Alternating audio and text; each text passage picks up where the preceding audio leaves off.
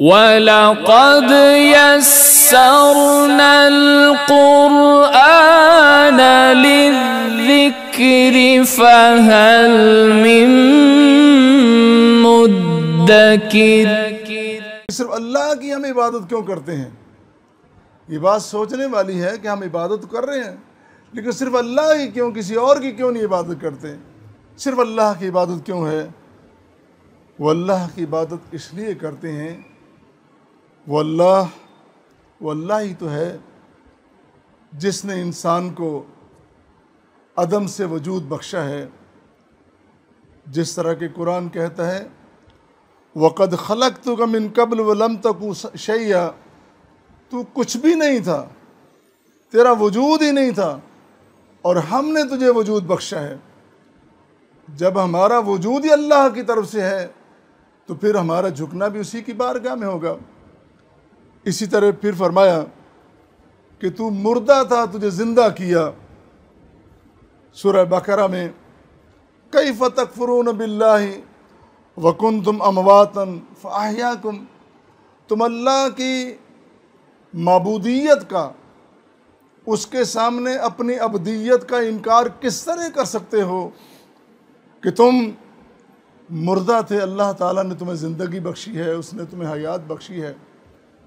जब ज़िंदगी देने वाला ही रब है तो फिर बंदगी भी उसी रब की होगी। वो अल्लाह तो वो है कि तू जाहिल था, तुझे आलिम बनाया। ये भी हमें कुरान बतला रहा है, जिस तरह की सूरह नहल में है, वल्लाहु अखरजकुम मिन बुतूनि उम्महातिकुम ला तालमून शैया वजाल लकुम उस्समा वल अब्सार वल अफिदा। वो अल्लाह वो है कि जिसने तुम्हें तुम्हारी माँओं के पेटों से पैदा किया और तुम कुछ नहीं जानते थे। ला तालमून शैया, तुम कुछ नहीं जानते थे। तुम्हें अल्लाह ताला ने कुव्वत समात अता की, कुव्वत बसारत अता की और धड़कने वाला दिल अल्लाह ने दिया और तड़पने वाला दिल अल्लाह ताला ने अता कर दिया। वही तो अल्लाह है जो इबादत के लायक है और उसी के सामने इंसान को सजदारेज़ होना चाहिए। और जब बंदा अपनी इंतहाई कमज़ोरी कह लें, ज़ईफ़ी कह लें, आजिज़ी कह लें, ज़िल्लत अगर पेश कर रहा है, वो हालत में अगर इंसान जा रहा है तो क्यों ना उस ज़ात के सामने जाए जो ज़ात कायनात में सबसे बुलंद वाला है, बल्कि कायनात में क्या, कायनात के मालिक हैं और कायनात पे तमाम तर कुदरतें नुदरतें रखने वाला वो अल्लाह है। उसी के सामने क्यों नहीं इंसान को झुकना चाहिए।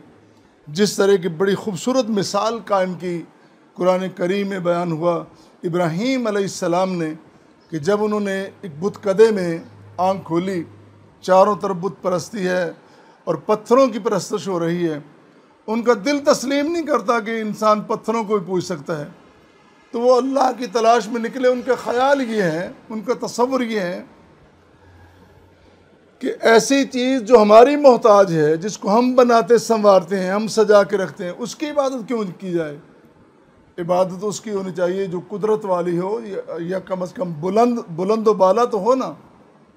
इसीलिए जब वो बाहर जाते हैं तो उन्होंने सितारा देखा तो कहने लगे कि ये मेरा रब है। लेकिन जब सितारा गुरूब हो गया तो कहने लगे ये मेरा रब नहीं है। फिर चाँद देखा, चाँद को कहा कि ये उससे बड़ा है, ये मेरा रब हो सकता है। चाँद भी गुरूब हो गया, कहा ये मेरा रब नहीं।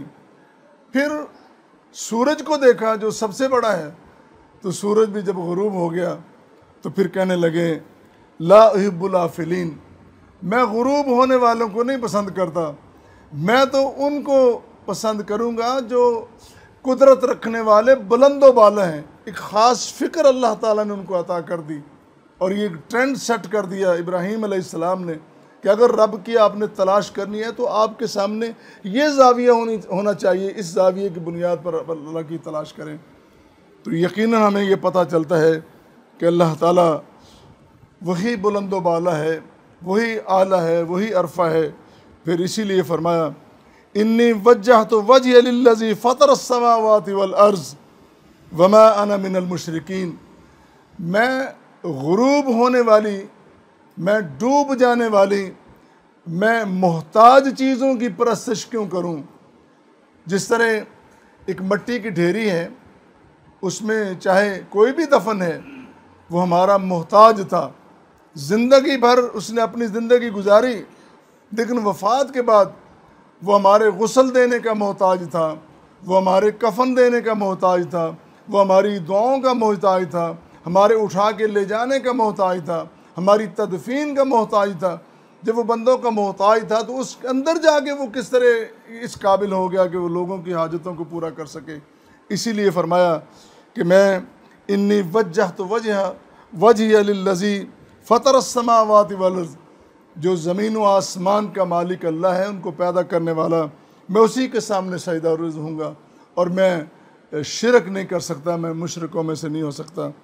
और यही फरमाया कि वअबुदुल्लाह वला तुशरिकू बिही शैया, अल्लाह की इबादत करो,